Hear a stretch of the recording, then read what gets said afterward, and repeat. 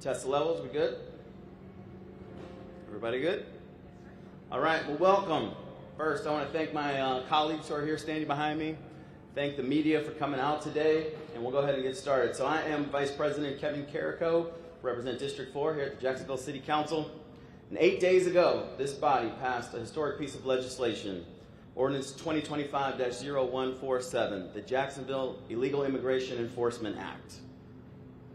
This bill gives more tools in the toolbox for JSO to keep our community safe, because the growing trend of violent crimes committed by illegals is here. Due to the failed border policies of the Biden-Harris administration, this is a real issue of concern in our communities and a real issue of concern for me and the colleagues who helped me pass this legislation. Everyone standing behind me, including myself, has a sworn oath to protect our public and keep the public safe. This bill helps us to do that. The mayor also is sworn by that same oath, which is why I'm strongly urging today that the mayor sign this legislation into law. With that, I'll ask one of my colleagues, Past President Freeman, to come give a few remarks. Past President. Good afternoon, and thank you, Council Vice President, for getting us together and to share the importance of today. And today seems to be a big deal.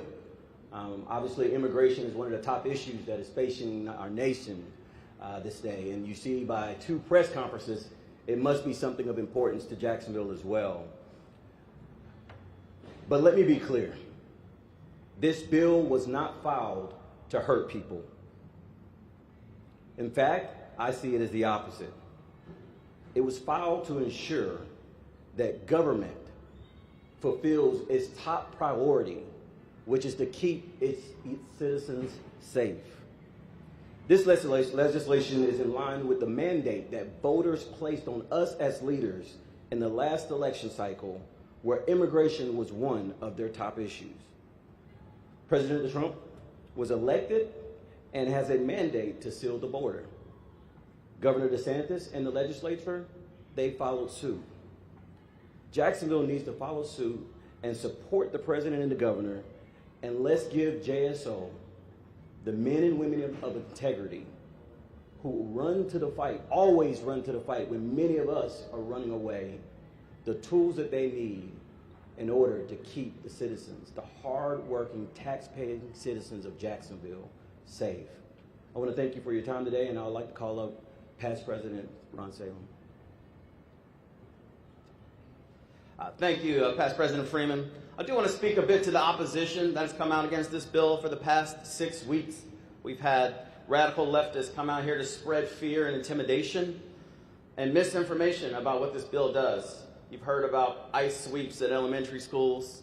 You've heard about law enforcement officers racially profiling people. You've heard about orphans being left from their parents. None of this is happening. None of this is going to happen. But you have to wonder, where's all this fear coming from? So I would ask you all to reflect back on our own mayor when she was in London, Donna Deegan, and the comments she made about comparing President Trump's border policies to Nazi Germany, Adolf Hitler, and concentration camps. That kind of fear-mongering is spreading vile and dissentiment against a bill that is really here to design to keep our communities safe. So with that, I'll ask our immediate past president, Ron Salem, to come forth and give a few remarks. President Salem, past president. Thank you, Mr. Vice President, for the opportunity to speak today. I have a unique situation in my life and my family and how they reached this country. My grandfather came to this country in the early 1900s and fought in World War I. My parents came over in the late 1940s separately. My mother came on a ship from the Middle East on a 3-week journey in order to get to Ellis Island to become a U.S. citizen. My father's children came over. One of his children fought in World War II, one fought in the Korean War. I've had numerous cousins that have come to this country in the 1970s and 80s from the Middle East, all coming through Ellis Island, all coming over the right way. I have a cousin presently who married a Jordanian citizen in Jordan and is having to fly back and forth because he cannot get her into the United States. It will take approximately 2 years to get her in. It's difficult to become a U.S. citizen. It should be difficult to become a U.S. citizen. And that's the way it should be. I've discussed this bill with many of my relatives, many of them immigrants themselves, and the response is consistent. It was hard to become a U.S. citizen, and everyone needs to come to this country the right way. This bill is consistent with federal and state law, and I personally want to support Sheriff Waters in enforcing this bill, and I would encourage the mayor. There's an expression on the council: when it's time to vote, you got to hit the red button or the green button. In this case, Mayor, I encourage you, either sign the bill or veto the bill. It's time. Thank you. Thank you, Past President Salem. There's been opposition, but there's been a lot of support. I want to speak to some of that support. As you know, President Trump made it a mandate in this country to protect our borders and has set the challenge to local municipalities and states to help enforce those policies. Governor DeSantis and the Florida legislature took a decisive step recently to adopt these policies here in the state of Florida. In fact, the governor has praised this local ordinance on X and thanked us for passing and taking courageous steps that we need to do to keep our community safe. We've got support from our sheriff, TK Waters. We've got support from the Republican Party of Florida, letters of support from the FOP, and a special letter that I received from State Representative Cayenne Michael. And I would ask right now that her husband, Mr. Robert Michael, come stand next to me. Many of you know the tragic story of Representative Michael. She's what you call an angel parent. Tragically lost her son, was killed by a twice deported illegal immigrant, and has made it her career and her focus and her passion to make sure that this doesn't happen to any other family. So I want to thank you for standing with me, and I want to read a couple quotes from the letter that Representative Michael sent to my office in support. Dear Councilman Carrico, I'm writing to express my unwavering support for the Jacksonville Illegal Immigration Enforcement Act, which is an important and timely piece of legislation. As a Florida State Representative, I commend you for your leadership in introducing this initiative to support our law enforcement agencies in the battle against illegal immigration.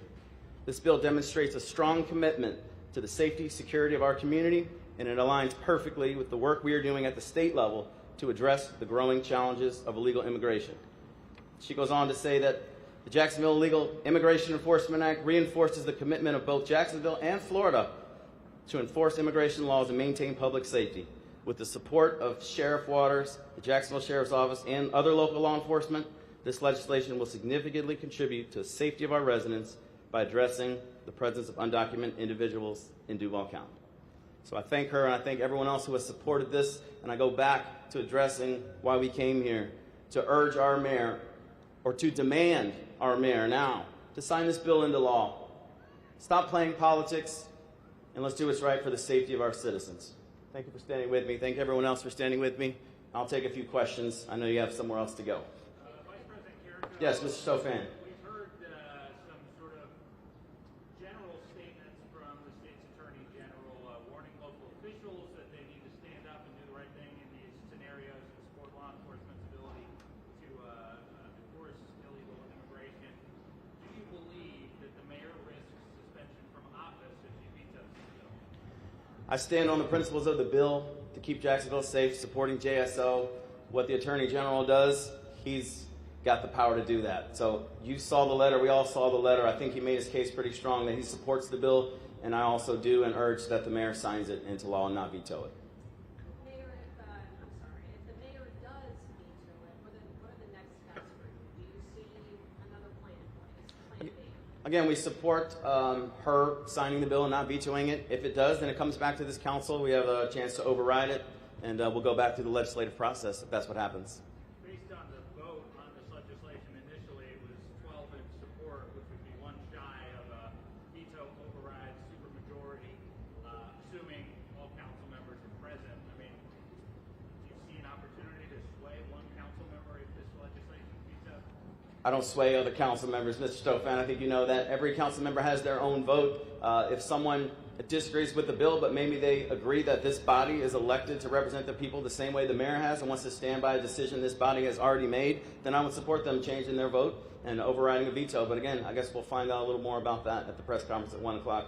I'll take one more. Mr. Barrowline, do you have a question? Quickly on, obviously, one of the criticisms is it's duplicative. Can you talk, Kevin, about what this law allows the sheriff's office to do specifically that it cannot do right now in terms of being able to work with federal authorities? Thank you for the question. The bill supports our local law enforcement by giving them more tools, such as the fingerprint scanners, to help identify those who have already committed a crime to see what their status may be. And it creates local penalties right here in Jacksonville that makes this bill the strongest local ordinance that's ever been passed in the country on illegal immigration. So we'll stand by it. I thank all of you for coming out, and you guys have a good one. Thank you.